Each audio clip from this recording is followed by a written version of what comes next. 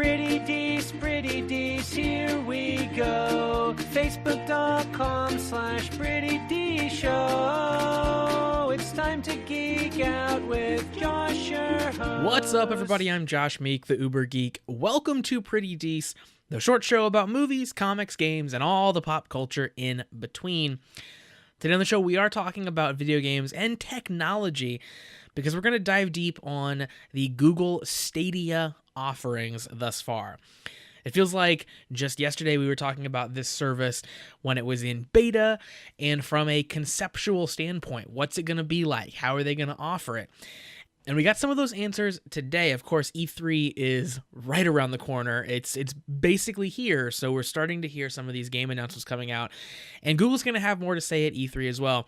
But we know a little bit about how you're going to get into Stadia and how much it's going to cost you. And that's going to be, I think, the key point here for most people. So Stadia, of course, is Google's streaming platform for games. You don't have to have the beefy hardware for it. You are going to be streaming the game, the video of the game that you're playing to your computer, which means all you need is a fast internet connection. And the idea that they're pitching here with Stadia is you'll be able to play it on any internet-connected device, not just computer, but your TV, your laptop, and even your phone. So they're pitching it for Pixel devices right now, but they seemingly are going to be spreading out to other phones. Stadia here will launch in November. That's what they've announced so far. And they've announced thus far 31 different games that will be playable on Stadia. And I think they have more to talk about at E3. And there are some Google Stadia developed games that they haven't touched on yet as well. That's all the cool stuff. The not so cool stuff is how much it's going to cost. So they are pitching right now this initial, what they're calling Founders Edition. It's going to be $130, and that gets you basically kind of a starter kit for Google Stadia. So it comes with a controller and a Chromecast Ultra. Now, looking at those two things, that's actually not too bad. The controller alone will sell for $70, and you get a cool special edition looking one in this Founders Edition. And the Chromecast Ultra is a $60 device in and of itself. So those two things together, are pretty close to that $130 mark. You also will get the first 3 months of this premium Stadia service included. And then you also have a pass that you can hand out to a friend so they can also get the premium service. The premium service here is the hitch, however. It'll be $10 a month. So you buy in for this $130 and you get 3 months of this and you can play your game. They also are going to give you Destiny 2 along with this. So it's the initial $130 is honestly not as bad of a value as you might initially feel like it is. But $10 a month is the real pain, and it's not going to be a Netflix for games, unfortunately. Yes, they are giving you Destiny 2 here off the bat, and when you hear that it has a monthly fee associated with it, you might think about things like Game Pass or Netflix, where I pay my fee, I get in, I can play whatever I want. That's not what Google Stadia is offering.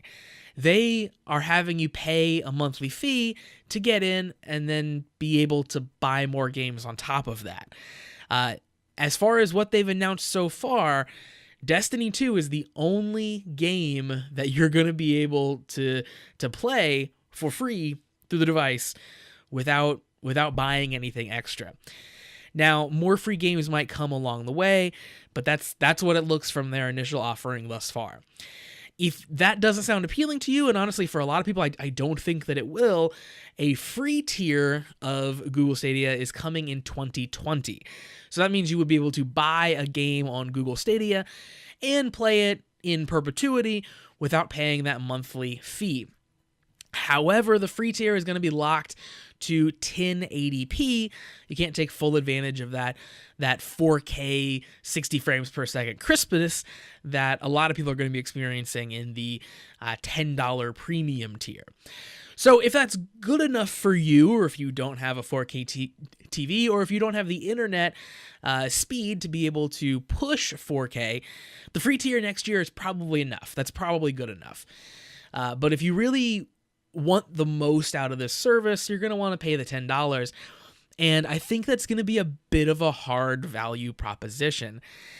it feels like they would have to give me at least one free game a month to really make that worthwhile. But I'm interested to see kind of where this shakes out.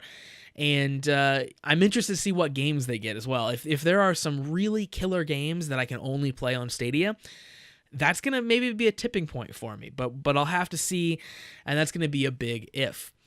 As far as games right now, they do have some good games, but it's not anything that is gonna drive you absolutely wild. They have Dragon Ball Xenoverse 2, of course, has been out for a while. Bethesda's bringing them Doom, a couple different Dooms, Rage 2, Elder Scrolls Online, of course, Destiny 2 we talked about, the racing game Grid, Metro Exodus, Farming Simulator 19, always a hit.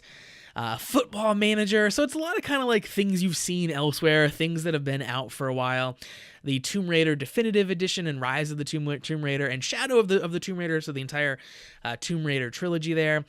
Ubisoft is bringing Assassin's Creed Odyssey, Tom Clancy's Ghost Recon Breakpoint, and The Division 2, and The Crew 2, so a lot of Ubisoft games around.